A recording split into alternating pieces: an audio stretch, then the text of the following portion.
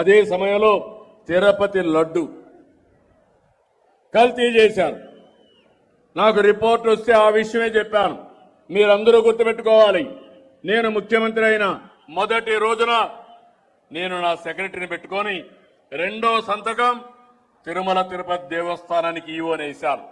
ఎందుకు వేశారంటే ఎక్కడ చూసినా ఆరోపణలు, పవిత్రత దెబ్బతినింది, కలుషితమైన ప్రసాదాలు తయారు చేశారు. అవి చూసిన తర్వాత నేను వెంకటేశ్వర స్వామి భక్తుడిని, మీరు గుర్తుపెట్టుకోవాలి. దానికి కారణం నేను తీవ్రవాదులపైన పోరాడాను, ముఠా నాయకులపైన పోరాడాను, మత విద్వేషాలు రెచ్చగొట్టే వాళ్ళపైన పోరాడాను, రౌడీల్ని ఎక్కడ కూడా రోడ్డు మీదకి రానియకుండా చేశాను. ఇక్కడ ఈ రాష్ట్రమే సమైక్య ఆంధ్రప్రదేశ్ చేశాను.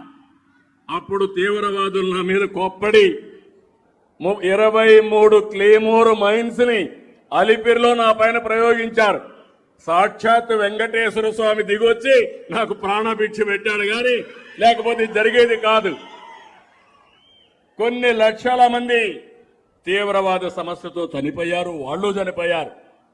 30 ఏళ్లకు మునుపు నేను పోరాడాను. ఈ రోజు వాళ్లే సరెండర్ అయిపోయే పరిస్థితికి వచ్చారు. తీవ్రవాద సమస్య పరిష్కారం అయ్యే పరిస్థితి వచ్చింది.